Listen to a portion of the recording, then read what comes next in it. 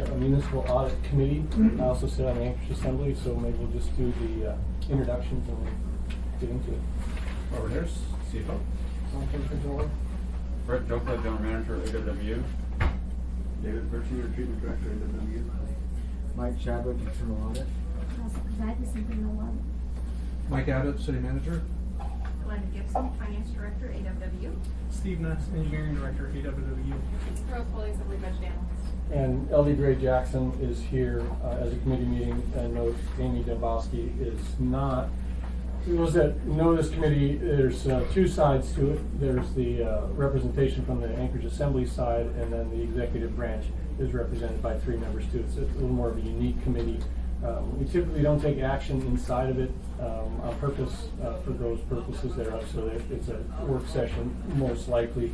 LD just doesn't like the way I do this, but my committees are typically just, if you have something to say it. If you want to raise your hands, we can go that route as well. But I don't mind. I do my share of interrupting, and it's my disclaimer. But I don't have. There is an agenda. We should probably follow some of that. See that agenda? I wasn't going to put the auditors of the internal audit, which is an independent function of the municipality. I wasn't going to put them on notice to recite the audit reports. But note that there are 2 of them. They read somewhat similar in the vendor compliance requirements, and then sort of an audit of the payment functions. And we'll note that Amy Dembowski has joined us. So sorry. As a committee member. I was lost in the building. We talked about you when you were gone. That usually happens. So unless there's a reason to recite the audits, Mike, did you have any interest to summarize? I think you've done a nice job in that. I did have one thing to point out, Okay. is that a couple of individuals have asked if these are similar findings to previous AU audit reports. We have never audited AU vendor contracts before. Right. So I just wanted to clarify that this is something new. It's not a follow-up from previous reports. It was something that was requested by AU management. It's certainly not the first audit that internal audit has done of AWU functions, but it's definitely not the same category. Correct. So I get all of that. Brett, did you have a review of your processes and your team that would want to speak to these issues from a corrective perspective? I see management comments in here, but they typically say, We'll fix it. yeah, we got it. So now I think the summary for me is, what are the systems of control that would prevent some of this stuff that I know, and I don't want to high point the items, but the notice to proceed prior to scope of work critiques and just general business accoutrements. And then there's, of course, on the other side of the audits, the payment not being supported necessarily. So have you Yeah, talk let me about it? pass this paper around that kind of summarizes the things that we're intending to doing in response to the audit. We can walk through those things. Did everybody in the room generally see them, the audits? I only brought one printed copy, but I saw them and read them. yeah, that's even better. So the idea that it's not news, I could do a formal presentation through Michael if you guys felt that would be helpful, but it's No, not. I would just say that some of the findings were a bit of a surprise to me, and I really appreciate the work of the internal audit. I think it's a great function that the city has and allows us to make use of, so that we can check up on things that we might have questions about, or that haven't looked at in a while, just get a third-party view. I think it's a terrifically important and useful function for us, and we could list a lot of things that we'd like Mike and the group to do, but we just want to limit the amount of time that we absorb their efforts. But we're happy to have them help us with these kinds of things, and this is no surprise that we. It's nice when you get an audit that is clean of findings. Mm-hmm. It's actually more useful, I think, if you have an audit that provides some findings, Yeah. things you can work with. It's truly independent as well, so the terms and conditions that they choose to, Ross, is the brains behind these writings, so she has the choice of whatever direction she feels like she wants to go in the greater scope of that. In this case, you're auditing the compliance of a predetermined contract Right. that you have. So that's the 06, there's 2 audits, Amy, so you see, and there's the compliance of the vendor contracts is what we're on right now to catch up, but that's helpful. So I think you hit some of the bullet points that I had. There's other comments in the audit, but these 3 were at least the ones that I have highlighted as well. I think in the big picture of things, I think a couple things that I've learned, a couple things that I intend to pay more attention to is how we actually manage the mechanics of the contract and keep tabs on it. We have, how many vendor contracts do we have in engineering, Steve? 23? 27. 27 contracts. We've got probably 3 to 10 task orders with each of the contracts. So that's a considerable set of resources that we have available to us Right. from outside, and it's impingent on us to make sure that we're managing that in compliance with Title VII and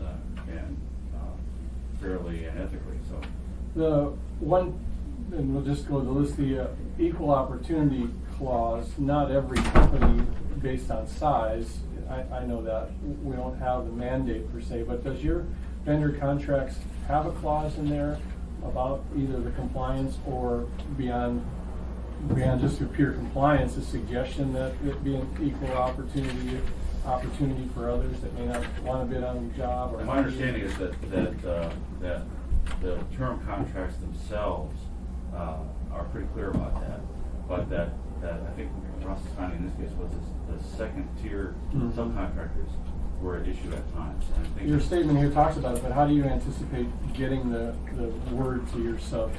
Well, I think it's a pretty simple matter of making sure that the contracts, which we intend to re-advertise imminently for reauthorization for 2017 to 2019, we just have to make sure that there is a phrase in there that says it's not just the lead contractor, but the first tier subcontractors have to have that compliance as well. That's actually a municipal code requirement, Yeah. and Ron Haddon and I have talked about this after the fact, because it isn't explicit in the language there. On construction contracts and normal PSAs, professional services agreements, all the subcontractors are identified up front. Mhm. All that information goes, and purchasing checks the list on, that's maintained by to validate that all the subs that are identified as part of either the regular construction contract or the regular PSA. Mhm. In this case here, because you don't, It's all in flux. it's all in flux. So the goal is to put a paragraph, a sentence in the term contract language, making the contractor, identifying any subcontractor paid by Right. the prime contractor will. That's what I was have looking for, OEO because it does requirements. get, you can certainly audit those primary Yes. vendors, but the meat and potatoes of the work is down lower. What's unique on this particular finding was this was a known sub at the time of contract, so it slipped through the cracks on us on there. Yeah. But it does highlight that there is the potential for it on other occasions, and Okay. even the sole proprietor types, they have to do the one-page check form that Right. says, I am a sole proprietor and not required to submit this. Yeah, there's other things that are gonna be on that checklist, Yeah. so it seems to be, this would be a good thing to add. So if somebody's keeping notes, if you could maybe send that suggested language to me as the committee chair, I'll send it on to those that may wanna just see that we're getting it. And, I would believe the contract language is available, but if you want our lawyers to look at it, we can send it over to somebody at the city for that, or your guys. The out of scope work was an interesting, where I was trying to process what actually happened. What did happen in some of the language Well, that was in the audit? Let me go from the beginning on this one. We had a contract with Dow Engineers to design and provide construction administration and construction management services for for the Bay Shore Water Improvements Project. Mm. We had amended that contract. The project ran long, particularly because the contractor, Bronner Construction, they employed a subcontractor called Summer Landscaping that did a poor job in restoring the grounds of the Bay Shore community there. Mm-hmm. We had multiple complaints. We had Bay Shore even put up on their one display board, "Don't like your lawn, call us," kind of scenario. We tasked Dow to go out and do a detailed report of the findings and document a corrective action plan for Summer Landscaping and Fronner Corporation to address those deficiencies. As the contract went on through the end of 2015, Dow identified that, hey, you wanted us to do this work, it's gonna send us over budget, how do you wanna accommodate it? What was landscape architects we sent out there, Mhm. and we said, we have to go back to the assembly for a $5,500 item. No need to go to the assembly for a $5,500 item. Issue a task order for the landscape architecture work. The problem comes in is that they didn't bill us for the landscape architecture work under the landscape architecture task. Mhm. They wanted paid when the work was done. So they billed the landscape architecture under the main contract, and then when they ran over budget, they billed the civil engineering services to the landscape architecture task. Russell, was this the 2013 back billing example? No, that's the next one. That's the next one. That's the Okay. next Is this the one that has the email chain that subscribes what we just heard? Do you have that email exchange with you somewhere that you could, Yeah, I have you it. could see? Is it long? No. No. Have you seen it?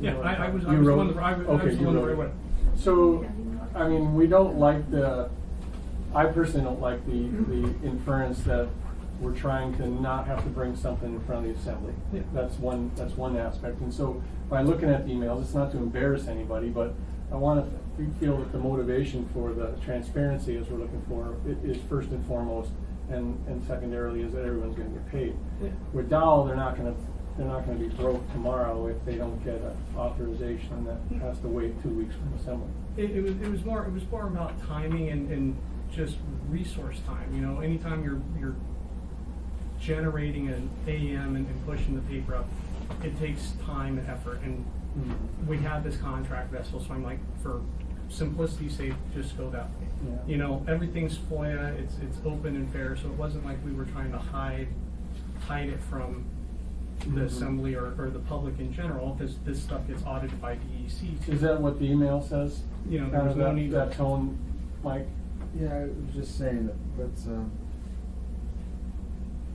I mean, I'm all for a simpler way of doing it, or pre-authorization through a different account doesn't bust my chops as much, but the creative workaround is where I bristled a little bit when I read that, and so I wanted to delve into it today's perspective to see if that message was sent, particularly from a supervisor, somebody that may set a policy call that says, well, and I'm not paraphrasing, I'm just trying to get the conversation going.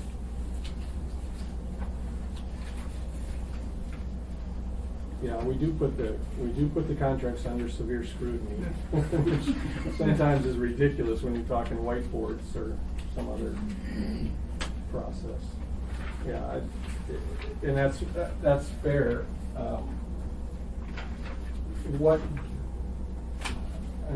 It summarizes here in your out of scope of work conversation, but how are you gonna not do it again?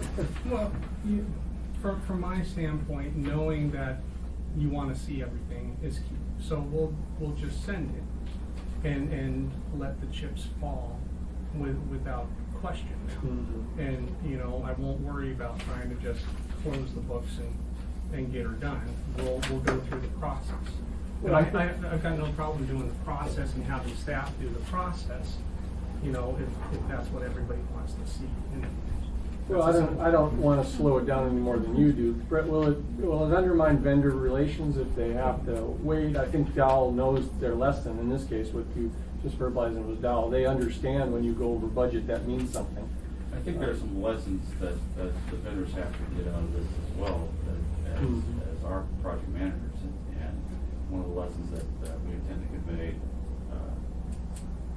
going forward continually is that clearly you don't overrun contracts, but you don't overrun task orders either. Mhm. So they need to come back to us and say, look, we're on T&M, we're not gonna be able to get it done. Mhm. We're gonna need $100 more or $10,000 more. The scope has changed a little bit. They document what they need, why they need it, and then we amend the task order. But before anything leaves this office as a formal task order, I need to see what the task is, what the schedule is, and what the fees associated with that are gonna be. So that we have a second set of eyes. I mean, nobody's trying to do anything except be efficient in engineering or in IT, which also uses a lot of vendor contracts. But I think it just needs a second set of eyes looking to make sure that all those things are available and apparent, so that we don't have to make long stories. Yeah, and it isn't to force that conversation, it's to from our perspective, and I speak from the assembly perspective, it isn't prone to be cumbersome. I think we look for, when we have the conversation, how frustrating they may be to those that we're asking the questions of. Brett's been to the microphone plenty of times. We, and I say the more senior ones in particular, grab a hold of various tidbits and say, first, are we staffing you correctly? Do you have enough money to run your programs effectively? Is there other departments of the municipality? This is what this may be not all of you assembly folks, but I think about it. And then where we see the answer, it's the confidence build us back up that everything is being well tended to or that. But when there's cost overruns, the other friction points are exceeding spending authority knowingly and then retroactively bringing a change order back to the gate, which doesn't happen very often. But the sheer fact of a change order or redefining a scope of work or an extension of the budget doesn't push our buttons as much as you know Mike Abbott would say, the ones that come after the fact, and you just have the anticipation that, well, somebody's got to pay for it, because they won't. So I mean, it may be the gauntlet you have to run, but it brings it all up without this big storytelling that you're talking about. So don't be reticent to bring it, and we can oftentimes move those through the consent agenda and deal with them offline way easier. And if it had been a more significant figure, I wouldn't have even thought about it. I would have just sent the route, but $5,500 just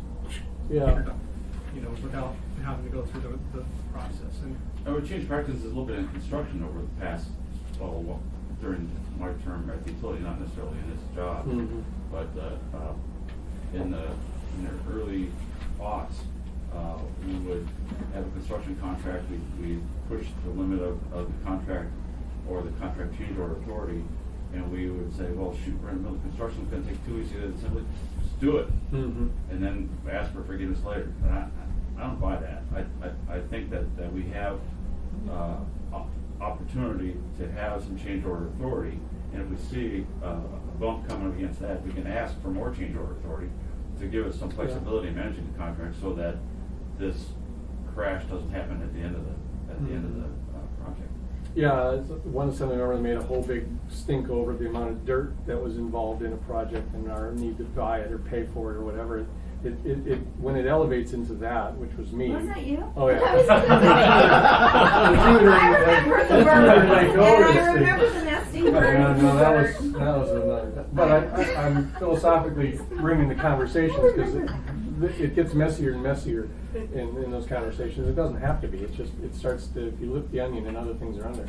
I will comment in this case that there's and this may be an accusation that sounds not appropriate, but we've audited basically just 6 illustrations of that, and so we also want to feel, is it a one-time thing or is it the trend? That's why I wanted to see the email, was if it seemed to say, we're just going to have this workaround, here's how we do it, guys, just like we did last time or whatever, then conversation is different. So having 6 contracts audited and it pops up once is different than it popped up 4 times, 5 times. Yeah. I think you see the flavor through the assembly memorandums that we Yeah. send, that we manage our contracts. The thing that you don't see here is everything that we do to control this, Sure. the people and everything that are in process there. You know, we have spreadsheets for all these. I have my senior admin associate write all the Yeah. NTPs and coordinate all that stuff with the different PMs, because I've got moving pawns around the chessboard. Yeah, and I don't want to degrade that And, confidence either. and so, you know, I think 99.99% of the time, we're scooping. Yeah. This time, trying to make, you know, hurry out of Mhm. something, it came up. Yeah, some of these audit committee meetings in particular are, they remove the requirement for you to justify your statements to all 11 members. Yeah. You know, up on that. So we're really looking at it so that I can say, hey, this one's okay, or we got more work to do, or some of the other audits in McDonald's Center, for example, there's a lot of stuff to do. This isn't anything to say that's the case. I think it is to do accountability to the process, have you guys look at the forest to the trees and then change where needed. I still have a couple other ideas. I'll keep moving here. The second one, or the third one on this compliance requirement is the pre-project costing and that other conversation. What happened there? Okay, so this, in theory, everything is done right, except for the contract that was issued on. So, no, this was different. This is Val again. Yeah. Okay, so here is, this is a unique contract in that this is condition assessment contract. Condition assessment, Dow is on point to do with the vendor, Ethologics, go out and perform condition assessment of our water mains using sounding methodology. The project manager in this case gave them a $10,000 task order for basically scoping and identifying of work to be done. Mm-hmm. And I forget the exact languages and everything like that. Ross and Mike can probably find the document, but basically they didn't have a good handle on everything that was going to be required to do the work, so they couldn't actually prepare a cost estimate for doing the work. So we gave them a scoping task, and I don't think we called it scoping, I forget what we called it, like project management or pre-project planning. And they went out there and they spent money to kind of figure out what needed to be done before they could then put the proposal together to propose. Is that normal to pay? Is he talking about the right element here, Ross? Actually, he's talking about About the 95 of. On the other payment line, that's the $10,000 one. Okay, sorry, Yeah. I'm on the wrong one. Yeah. Same issue. Yeah. Well, but that's not a bad one to talk about. I mean, Yeah, let's continue. Yeah. Yeah. Well, okay, if you want to continue down that timeline. Yeah, let's do that one. Okay, so we identified we needed CA services, or condition assessment services. There's traffic control, there's things like that go into that.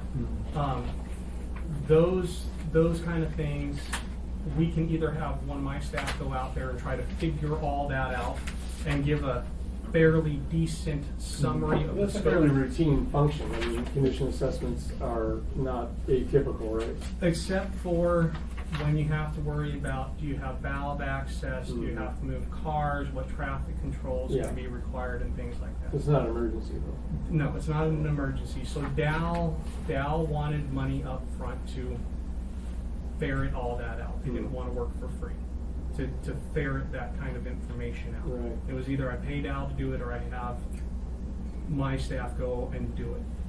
So, but is that typical? Brett, maybe you can answer the question. Is that typical for the scope of work in this case to be developed by the contractor? I think that there are times when that's appropriate to do that. Yeah.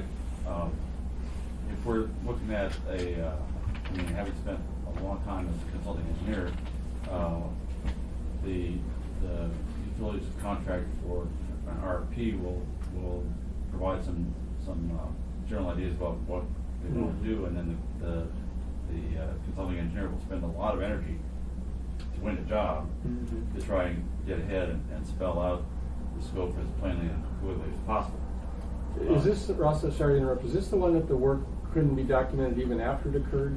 No. Yeah, So this that's is a different. different. I just wanted to make sure I'm not blending the two comments in my mind as well. But in the case of having term contractor on board, Yeah. We know that there's an issue. We don't know exactly what the best approach is.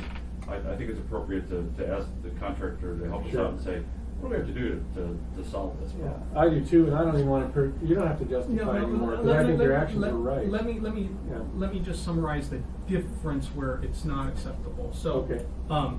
I have a water main break out in front of the greenhouses off of Specking Road. Yeah. I know I need to replace that pipe.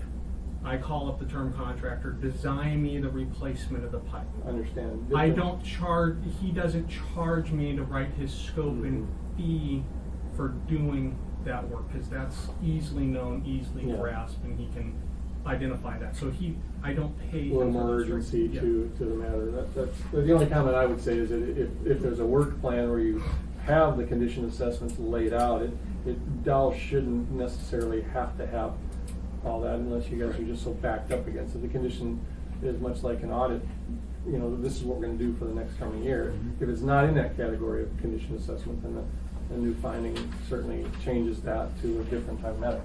I don't mind. Can I ask a question Yeah. just for clarification?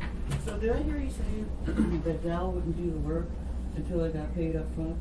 They didn't want to go out and do this exploratory and identification effort to see what the traffic control was gonna be and things like that For free. for free. Well, did they think that you were asking them to do it for free? That's what the task order was. We give us the $10,000 so we can go set up all this stuff. I don't know if they were thinking we were asking them to do it for free. Right, because, and correct me if I'm wrong, but what I'm hearing is they wanted to get paid up front, even though they were gonna get paid eventually. And if that's the case, I find that troubling. No, they didn't want to get paid up front. They wanted to get paid for that upfront effort of work to clearly delineate what needed to be done to execute the condition assessment. So do you interchange task order with scope of work Yes. agreement? So Elvie, what has to determine before they can issue a notice to proceed is somebody has to say, here's what we're paying you to do. What the premature work was, and this is why I made the accusation that they designed their own scope of work. So Dow said, well, we'll come up with a scope of work, but we want to be paid for coming up with a scope of work. And that requires probably field work and all the other stuff. And so in this particular case, they designed their own scope of work and said it's going to be about 10 grand to do it. And that's a little bit, you know, for a non-critical function, it gets the, it's not so much the hen house and the chicken or whatever that verbiage is, but I think you hit it a little bit. I didn't get the sense that Dow wouldn't do it. I think they, in this case, the nuance is that they're designing their own scope of work and put a price tag on it. And so Alright, thank you. to clarify this, what we did add, we're updating our project management manual right now, and so we put in a section within our project management manual to talk about, you know, scoping task orders and when scoping task orders are appropriate versus when scoping task orders. Which is followed up by the notice to proceed. Yeah. Okay. Right.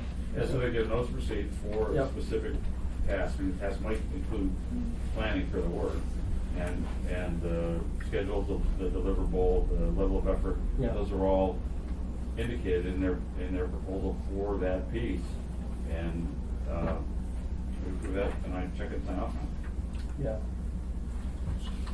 Okay, let's just switch audits for a minute here. I want to leave enough time to talk, just general comments from everybody on what we should do going ahead here. But in the other audit, which is really the payments auditing part of paying our vendors based on these contracts.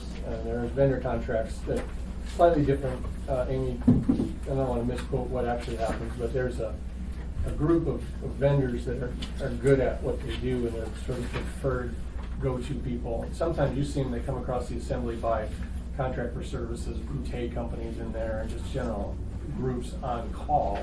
And then there's, I think, different categories of vendors that would be longer term, but also one-time use, different type of appropriations. And then you pay against those. And I'm not certain, just in talking with purchasing, that it's cut and dried how it's supposed to work. You know, we don't appropriate $563,879 on all these contracts. Sometimes they're an ongoing, not to exceed number. So it gets a little bit different from what we're normally, you know, hey, build my ice rink, we'll pay at the end of it, you're on budget, you're not.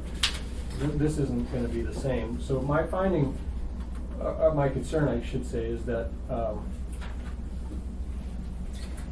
the basic statement basically says we paid a lump sum payment of $10,976 for work not performed.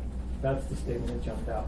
And it's an accusatory statement, but if you can't back up the work performed, when you paid them, did we? We got the document deliverable after the fact. So that's what, Yeah. that's, we paid, in theory, what happened is we paid them before the deliverable was received. Is that true, Russ? Did you ever find the receipts in your audits that At this point, justify? I requested the contractor directly. They did not provide the support, but I do believe that they did provide the support later after the audit, and that's fine. And the audit is about, the finding is about not having the support during the payment. Mhm. It was all after the fact at this point anyways. So Right, there yeah. was no point even demanding Yeah. some more.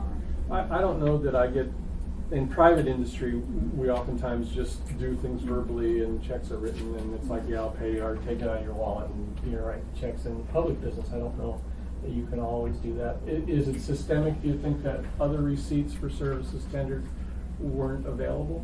Did you see that? Only, we do have separate finding for not having timesheets and Yeah. not having that. Ever, But, or at the time of billing? even during the audit.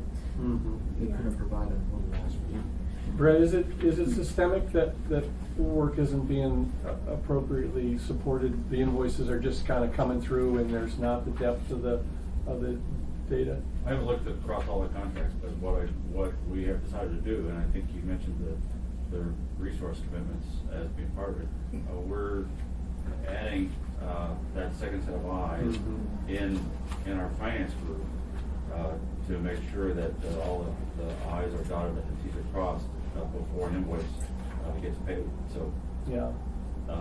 so we're going to apply resources to make sure that's happening on a going forward basis.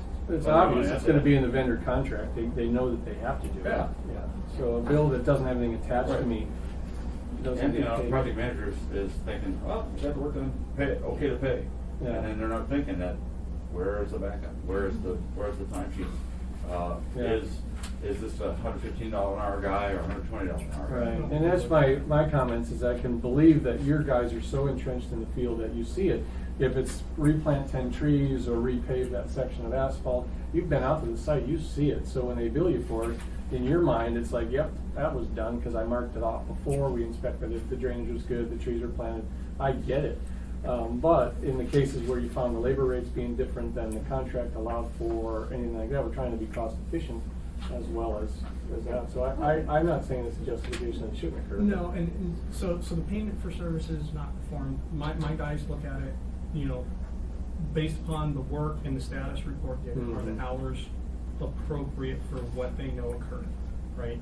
And whether or not it has the time card backup or not. We Yeah, look but at you guys the- don't always visit every site either, though, No, right? and these are consultants, so, Yeah. but they provide a report. On the backup billing, on these term contracts, our contract person, Dee Dee, looks at a handful of the bills and spot checks Mhm. individual rates each month. It doesn't do all 100 and some odd that comes in, but she takes 10, hey, are all the rates good? Are they using the right rates? If they're not, she puts a sticky note on there to the PM saying, hey, listen, these aren't right, you need to call. And I think, $547 of findings is proof that we're generally catching. Yeah, that's those because kind of the things. labor rate's $97.50 and they Yeah. charge the $112 because that's what they charge their normal people too, and they forgot Yeah, to to reprogram modify their it. computer. So don't think, that issue is systemic, and we can do a better job, and, We're doing a better job now. Finance is laying the horsepower, and, 2008, 2009, when we stood up a full-blown project management office, I had 4 gals sitting in an office downstairs in engineering, and dotting I's, crossing T's. Yeah. That was costing us $1 million a year Yeah. to have those folks there. 2010, when that contract came up, we decided we weren't getting the value out of it for the money we were spending. We stood up these processes to make sure that we generally were catching things moving forward. And I think we've been able to have that balance between resources and benefits. And Yeah, I mean, it's outreach to your vendors too. They should know better as well, and like keep you off the seat of hot. Yeah, and CRW, once they found it, they were Johnny on the spot and corrected it, and HDR, same thing. As soon as they know about it and their project managers know about it, they go. I mean, just a reminder at the beginning of the big season, perhaps, hey, this is the compliance or a standardized form. I've often told, because I want to see this when I do my receipts. I'm not that big a company, but I like to see them in the order that I, and just tell them how you want them sent. I think would be an answer for that. We've Let's. also implemented additional reviews in finance. I have my AP person now looking at all of these, and she's comparing those invoices to the contract, the billing rates, and notices to proceed, to make sure that the contractor's billing dates and work performed coincides with the notice to proceed, and that we're not overspending any. On notices. everyone or just on a random? Right now, she's doing everyone, just to make sure that we get everybody in line. Yeah. Brett, could you speak to your number 4 on this process transparency conversation? This one is where I want to take the conversation to a different place, but I think this is where the second set of eyes really comes in, and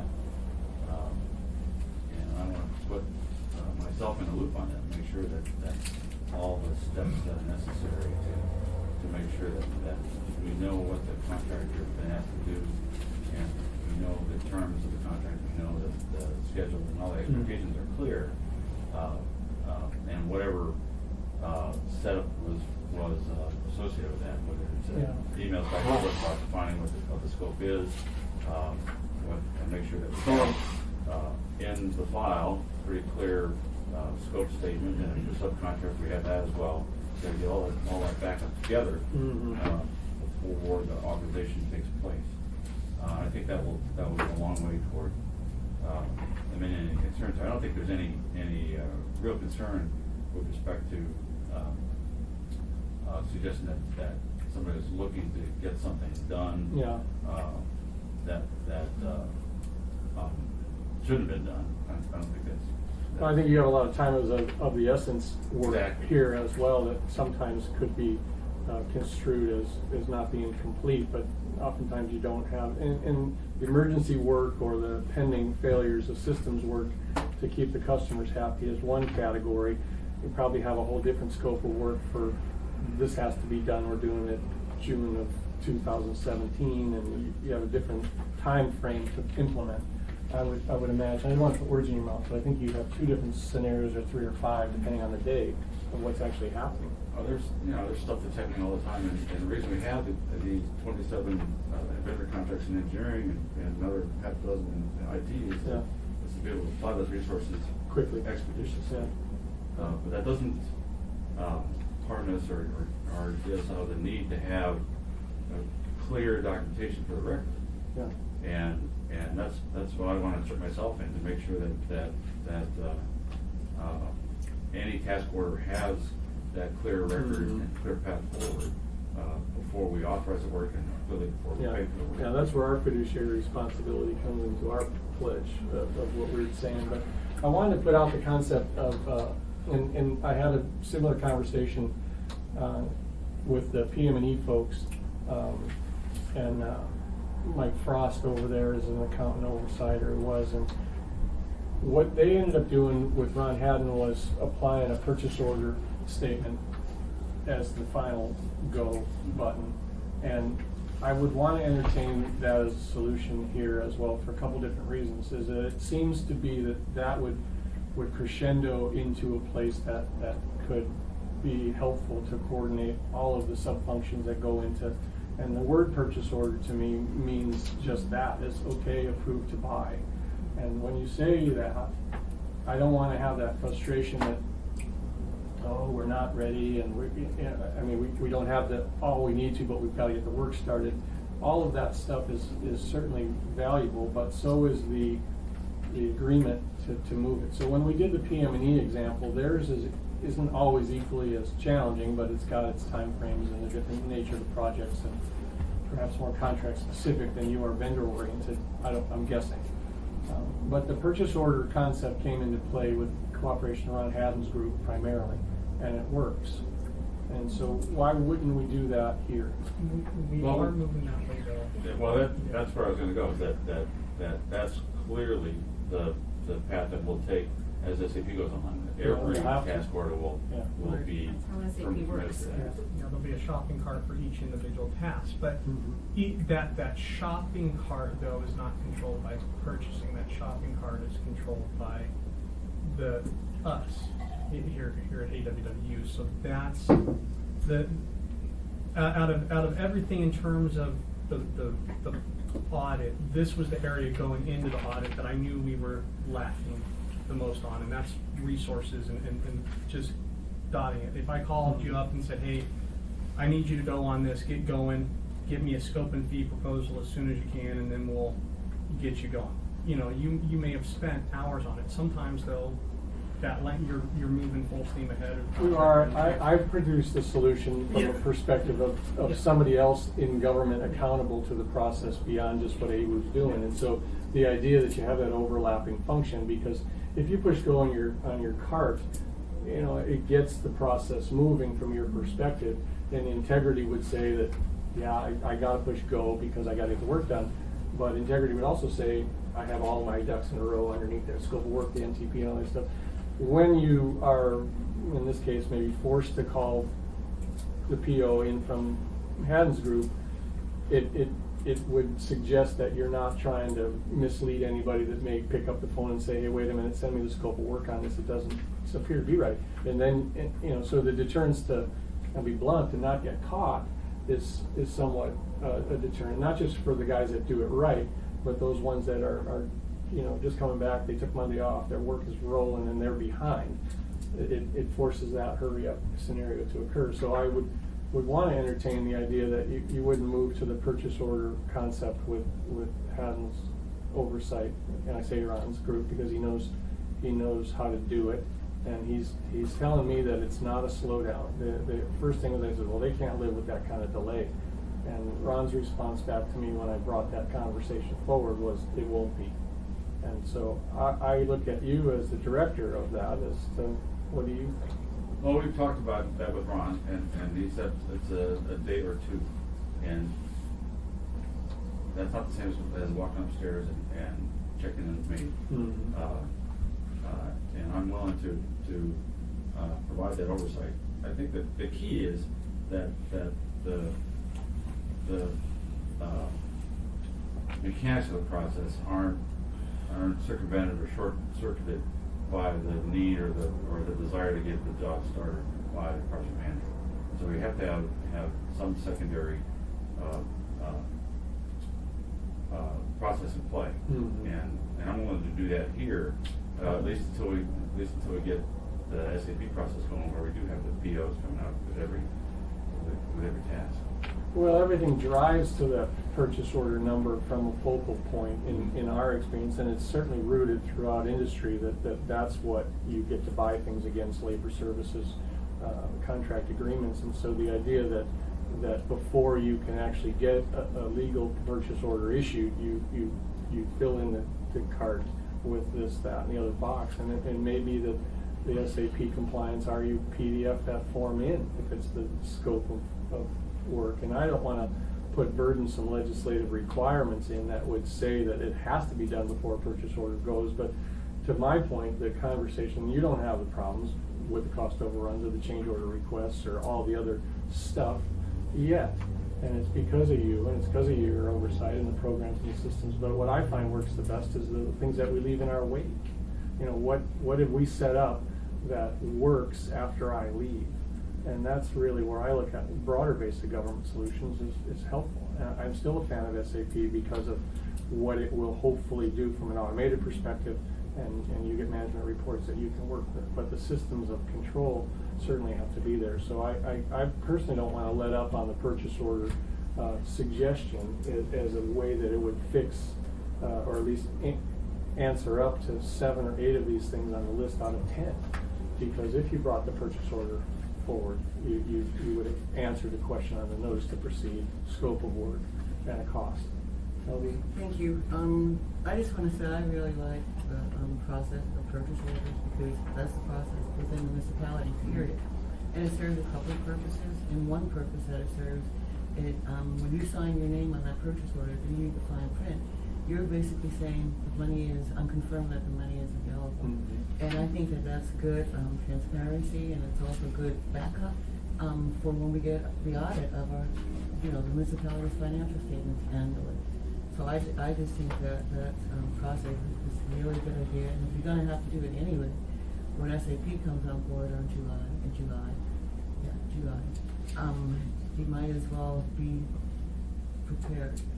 What do you, as CFO, you see this, you've been in big businesses and whatever, your management control systems oftentimes revolve around the purchase order. Is Yeah. that? Yeah, and if Ron Haddon has a solution, it's gonna get rolled out when SAP gets brought in. But I like the idea that, as you say, when you sign on the purchase order, it's go time, right? And all the parts and pieces are supposed to be there, or some part that's supposed to be there. So I like that structurally we have a process now that seems to, that the AWD is incorporating it, so. I don't run that side of government, I'd like to some days, but I talked to Ron about it, and he's assuring me that if you need it, you can get it through phone call, email, or whatever. He processes sometimes 2 or 3 a day.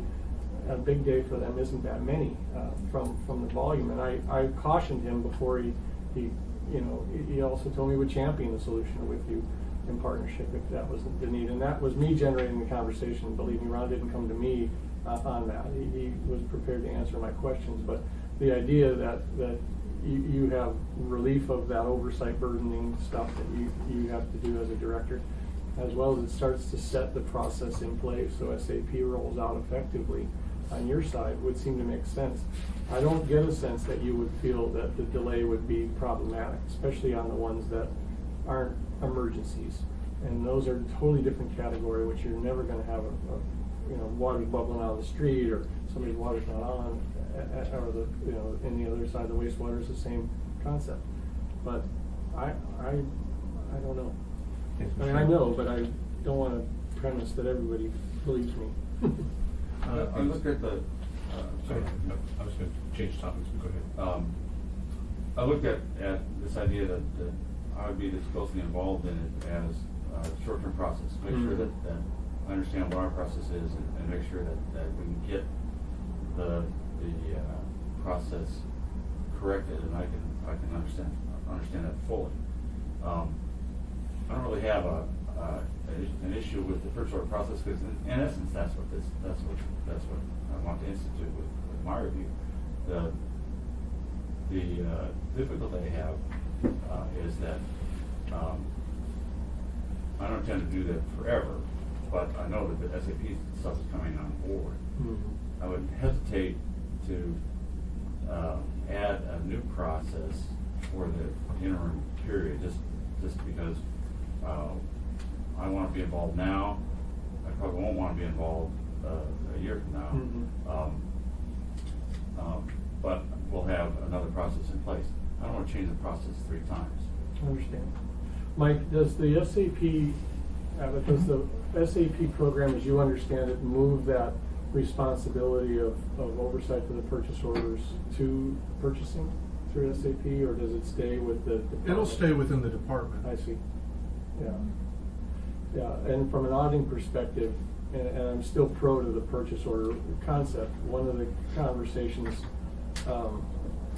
that I had, it just makes tracking around a number so much easier than tracking around an event, the event of a NTP, the event of a work scope plan. I've got numbers for those things. Or a bid. Yeah, I get it, it's just, it's not, it's one number, but from an auditing perspective, you're much more comfortable in a,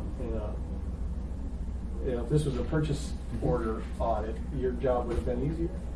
So much easier, but I do understand their points, so at this point, I want to make a conclusion. Yeah, I wasn't, Yeah, it was but- more But philosophical. from the on it. audit perspective, yes, purchase order is so much easier. Yeah, you know, we don't take votes. I think it's, everybody's opinion is helpful for certainly you to have to implement the work for your departments. It would be comfortable to see an approach versus you raising your hand, which I appreciate, Brett, is you saying, hey, I take ownership of the whole process. That's a lot of responsibility, and I practically just don't see it being the viable one for somebody that's so broad-based as a general manager, which is another defective term. General means you're not specific to purchase order approvals, that's not it. If it's a mandate that says don't issue the NTP until you have these steps in order, I get it. But the idea that you have to say, I push go, I fax it over to purchasing, and the number will spit out, 10 minutes, 2 hours, 12 hours later, that's the step of checks and balances in government that I like. Versus it puts the burden over to them as well sometimes to say, hey, and that to me is the broader based government that works better than centralized or not too focused.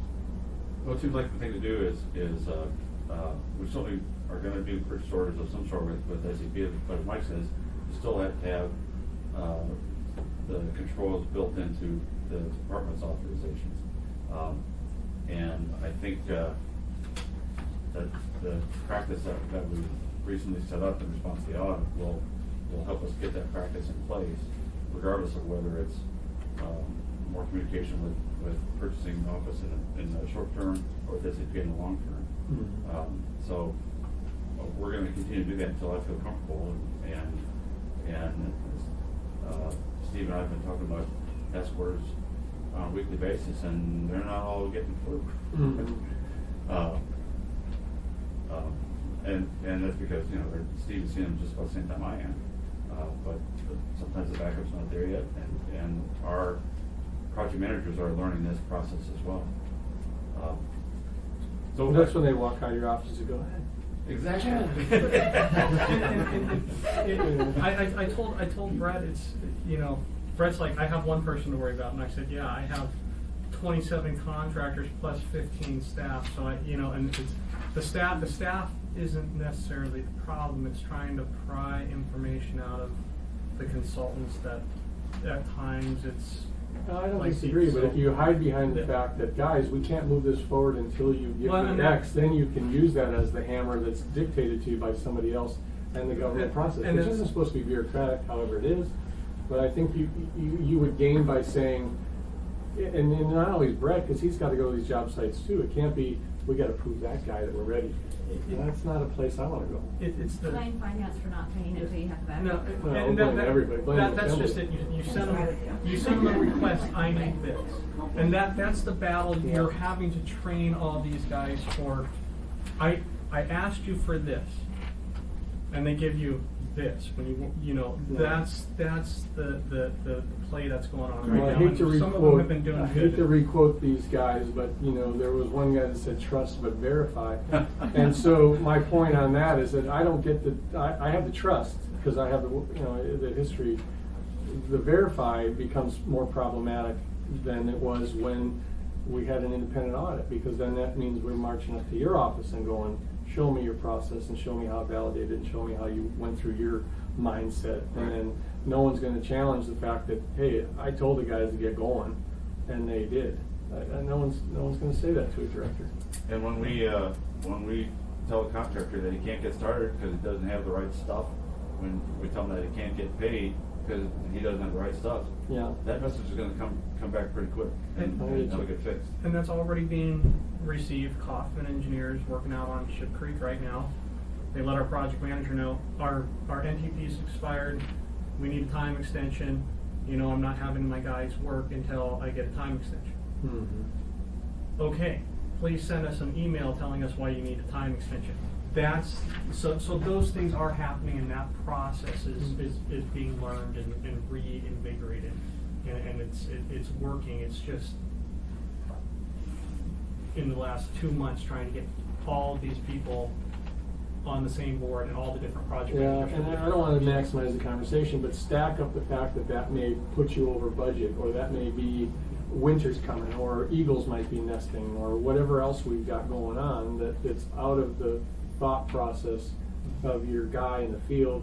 You missed it, and then we've got to a place where we've exceeded change order authority and over budget, and we can't track, and 1 year expires. And so I just look to the capturing point that there's other eyes, as you say, in a broader based focus point that would look at other things that potentially could be the case. And when you have an expiring purchase order concept or whatever else you may put into the play, it forces the conversation, however fun that may be. Sometimes it can be routine. The purchase order is going to expire, the notice to proceed expires, whatever you call it. I think you get more there. And so I would just strongly push for it, because of what you leave in your wake shouldn't be an empty desk or a pile of papers that when you leave, not that you're leaving tomorrow, but the point is we all will. And so I just look at a better way of doing business. Well, I mean, we want to do something right away. I want to get my arms around it. So the best approach is to insert myself into it. When I'm comfortable, then I relinquish that to perhaps somebody in Glenda's office, perhaps it's purchasing, perhaps it's a purchasing person in Glenda's office, like we used to have. But we have to get comfortable with the process first, and we can fine tune the mechanics for well. Like You're I said, gonna I don't have want to do to. this forever. You're going to have to do it anyhow. I mean, Yeah. the SAP is Yeah. coming down the pike, so you're going to have those ducks in a row before you push go in the cart. Amy. Yeah, I was just gonna say, looking at the contracts or the audits, and then looking at the solution, I always look for what is the issue, what is your plan, and how are you gonna achieve it? And one of the concerns I have, I totally understand the PO concept, and as they're saying, they're already going to that anyway. I do have concerns with implementing a whole new system as a transition into SAP. But my thought, well, this conversation was going on, I mean, I understand Ron's group and the value of having an outside department basically looking at it, but I kind of view Glenda's department that way. And I know it's all within ARU, but I do get concerned when we're working within municipal. I mean, there's benefits definitely with working with two departments because there is oversight. But I do get concerned with slowdowns, and I was just on the phone with Ron Hatton yesterday, something that should have been taken care of 3 weeks ago, just got missed. And, Yeah, fair enough. and so I have those little bit of slowdown concerns, but you know, when I'm looking at ARU, whatever, every time we've had an audit with them and there's been findings and there's been issues, what I've seen is an incredible proactive approach to try to deal with it and never happen again. And so I'm comfortable with their process, but I would be, I think, more comfortable inserting finance within ARU into this process versus. Well, we'll leave you to do that. I think on the 14th, when this comes for formal acceptance, I would probably want you to come back up if there's more between now and then conversation. So don't be surprised if I ask you to summarize that. I won't restate the whole work session of today, of course, but the confidence, we have to do it. the confidence builder that you have, plus I'll do a box of chocolates. it does what every Tuesday meeting does. It puts it on the record. And so people in the past can look, and you know, if it's a trend or a historical perspective where we missed a step, we can go back and listen to the record, and hopefully we recorded today, but I don't find these to be, other than people that missed the meeting, much value to the assembly for that purpose. So if you can respond to the assembly, the greater problem and the solution, more importantly, that would be great. But I find you're going to get a lot of your answers revolved around that revision of all the items that we talked about. Payment to the vendors, authorization for notice to proceed, all that stuff is captured. So I didn't want to maximize it, but I did as chair. At 1 o'clock, we're done talking. I thought it was till 1:30. I had it on my calendar till 1:30. It's 1 o'clock, isn't it? Well, I was like, Yeah. Did you want to Keep on going if you care. No. You got it. You did a nice job. I mean, it isn't to do any more than what we just did, which is talk No, about it. it's conversation, no dog and pony show. You good, Fred? I thank you for coming and having the conversation with us, because it helps us clarify what we're doing and helps, process, I think, overall. I think, like I said, I'm a big fan of the internal audit process and we'll continue to make use of it. Yeah, this was well done. It was hard to capture in paper, and you did a good job, so I'll close with that. Anybody else want to say anything? Can I make a Sure, do comment? it. Thank you very much. Please. No, I just wanted, for those who don't know, the Municipal Audit Committee, one of the responsibilities is when we get audits, to look at them for one thing, and then if we feel that, the result of the audit, needs further discussion by this committee, then we should do it. And that's, the Municipal Audit Committee is the only committee required by code, and it's real specific. And so that's, you know, one of the reasons why we're having this meeting, because we felt that we needed to have further discussion, and it's been fruitful, so thank you, everybody. Yeah, it is, and that's a good point. Can I ask one last Yeah. one? So this has been an interesting process for you as you transition into SAP. Obviously, you already have an issue you're dealing with. It would be helpful and I think productive for, you know, us to reevaluate this next year. And I'm not saying do a whole new audit or anything, but for you to come back to us, even if it's just like a one-page memo and say, listen, this is how the transition went, this is where we process these, and this is how it's working. I think that's a fine plan. I think that I think it is incumbent on us to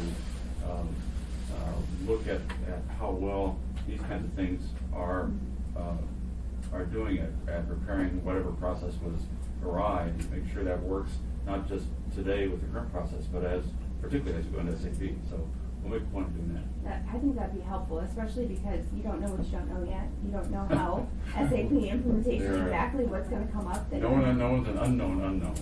Yeah, so I think for me, I'll be the only one of us three probably still on the audit committee. Oh, no, we're staying.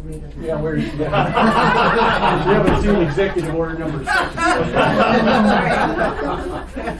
Yeah, We'll be back. Good. All right, thanks, guys. Awesome, thanks for organizing that. Thank you, Mr. Chairman. You bet.